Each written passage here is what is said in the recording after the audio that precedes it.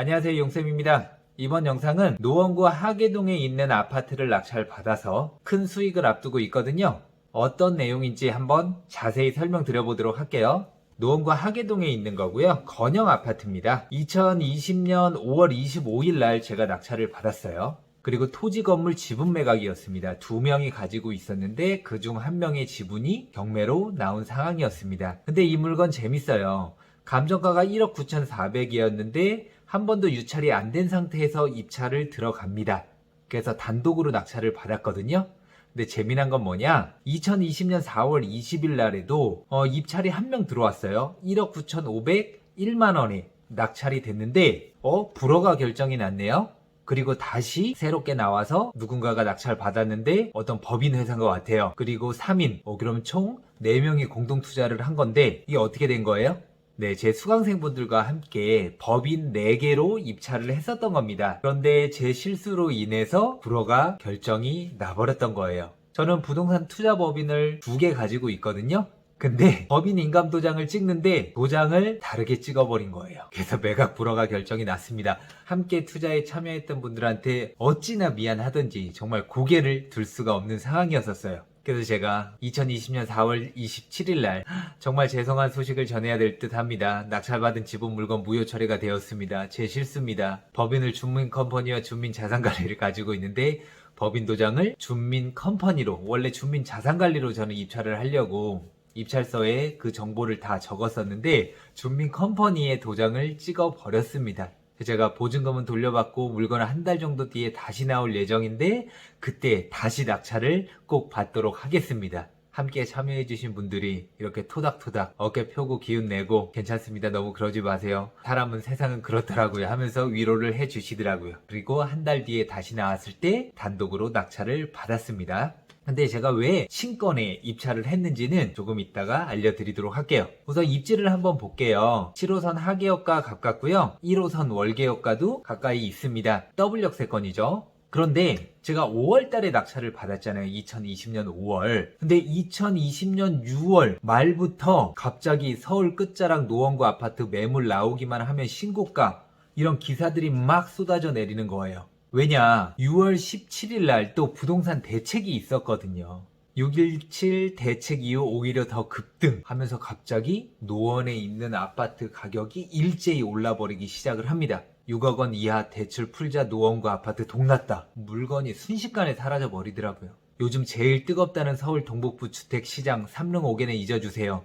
6월 10일 대책과 7월 10일 대책 이후에도 아파트 신고가를 갱신하고 있다. 연일 이런 기사들이 쏟아지면서 아파트 값이 등을 하기 시작을 합니다. 저는 노원의 미래를 밝게 보고 있었거든요. 앞으로 더 많이 오를 여지가 있다. 그리고 88년도에 지어진 아파트이기 때문에 재건축 이야기가 나오면은 충분히 더 많은 상승을 할 수 있다 라는 생각을 갖고 신건에 입찰해서 단독으로 낙찰을 받았는데 한 달 뒤에 이렇게 정부의 부동산 정책에 의해서 노원이 그렇게 갑자기 빵 뜰 줄은 몰랐죠. 2020년 6월 이후에 시세가 5억 8천, 6억 이렇습니다. 제가 생각했었던 것보다 거의 한 2-3달 만에 2억 가까이 뛰게 된 겁니다. 나중에 한 사실이지만은 부부가 함께 부모님을 모시고 살았는데 남편이 사업에 실패를 한 거예요. 그래서 경제적으로 어려워지니까 이혼을 하셨더라고요. 그래서 아내분은 다른 곳에 거주를 하고 있는 상황이었고요. 저 같은 경우에는 2분의 1 지분을 가지고 있잖아요.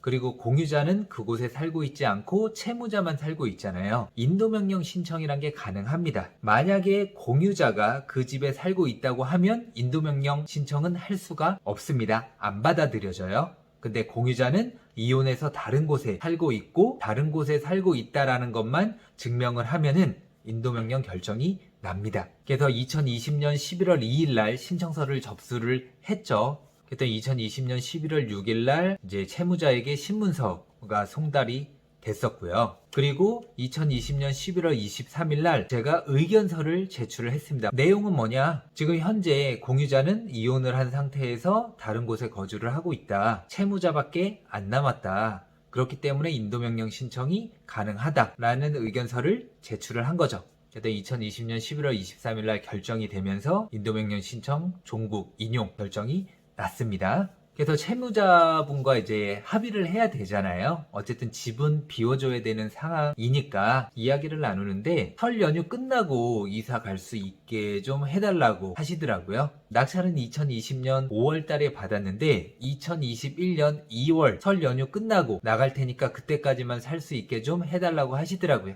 그래서 알겠다고 했습니다. 그런데 혹시라도 이사 날짜를 어길 수도 있잖아요. 인도명령 신청은 해둔 상태고 강제 집행 절차까지 밟고 있는 상황이었었어요. 그래서 1차 계고 집행은 됐었던 상황이었거든요. 설 연휴 지나면 이사를 간다고 하니까 그때까지 좀 기다려주세요 해서 제가 해당 집행부에다가 연락을 취해놨었죠. 그리고 이사비 아무래도 다른 곳으로 모셔야 되는데 채무자분께서는 사업에 실패해가지고 가진 돈이 거의 없으실 거잖아요. 이사비로 총 500만원 드리기로 합의를 했습니다. 이렇게 진행되는 과정 속에서 공유자분과 연락이 됐거든요. 이런 그 사정들 말씀드리고 지금 사정이 좀 어려우시고 공유자분께서는 이거 팔면은 돈이 생기시니까 지원을 좀 우리가 해주자 해서 서로 250, 250만원씩 드리기로 했죠. 그리고 약속한 설 연휴 지나고 바로 일요일날 이사를 하시더라고요. 해당 물건지로 향했습니다. 그리고 이제 이삿짐을 빼는 사진이고요. 곳곳을 보니까 곰팡이가 많이 피어 있더라고요. 근데 곰팡이 뭐 제거하는 거야 어려운 거 아니니까 별 문제 없습니다. 제일 상태가 심각했었던 거는 찌든 때예요. 기름때가 상부장, 뭐 하부장이며 신발장에도 굉장히 심했었습니다. 어때요? 굉장히 심했죠. 조금 더 높은 가격을 받기 위해서는 어느 정도의 수리는 필요하겠다라고 판단을 해가지고 공유자분과 또 이야기를 해서 수리를 하기로 했습니다. 서로 견적을 받은 상태에서 한 업체를 골라서 수리를 했습니다. 부분 수리를 했어요. 싱크대는 건드리지 않았고요. 도배와 벽지와 그리고 이제 조명 다 갈고요. 그리고 수리를 다 끝낸 다음에 입주 청소를 한번 싹 하기로 했습니다. 물론 업체를 불렀고요. 처음에는 23만원 정도였었는데 오시던 이제 찌든 때나 이런 것들이 너무 심하다 보니까 5만원 추가로 요구를 하셔서 총 28만원 정도 비용이 들어갔습니다. 근데 굉장히 꼼꼼하게 깔끔하게 잘 해주시더라고요. 조금 아쉬웠던 부분은 이 타일 부분인데 타일까지 갈까 말까 하다가 그냥 청소하는 것으로 마무리했습니다. 네, 입주 청소 끝나고 모습이거든요. 어때요? 아까보다는 굉장히 깔끔해졌죠. 간단하게 그럼 정리를 해보도록 할게요. 2020년 5월 달에 2분의 1 지분 1억 9,520만원의 낙찰을 받았습니다. 저 포함해서 법인 4개가 4분의 1씩 받은 거예요. 5천만원이 조금 안 들었었습니다. 그리고 전체 지분 현재 6억 3천에 부동산 한 곳에 내놓은 상태거든요. 근데 한 1,000만원 정도 깎아서 6억 2천까지는 제가 매도할 마음이 있다라고 이야기를 해놨어요. 그래서 6억 2천만원의 매도 시에 수익은 1억 1,480만원. 근데 4명으로 나눠야죠. 그럼 1인당 2,870만원 수익을 얻게 됩니다. 투자 금액은 5천만원 정도였었는데 뭐 1년도 안 돼서 2,870만원씩 수익을 얻는다고 하면 괜찮죠? 여러분들 공동 투자를 안 좋게 보시는 분들도 계세요. 어떤 선입견, 편견에 사로잡히고 또 잘못됐었던 이야기들을 많이 듣다 보니까 공동 투자는 절대 하면 안 돼 라는 어떤 인식이 확 박혀 있으신 분들이 계신데 공동 투자 잘만 활용을 하면은 굉장히 유용합니다. 내가 원하는 물건을 입찰하고 낙찰 받기 위해서 그 돈을 모을 때까지 부동산은 절대 기다려주지 않습니다. 아시겠죠? 궁금한 점 있으신 분들은 언제든지 댓글로 남겨주시면 제가 최대한 빠르게 답글 달아드리도록 하겠고요. 좋아요와 구독 꼭 부탁드리고 다음에 더 좋은 영상으로 찾아뵙도록 하겠습니다. 감사합니다.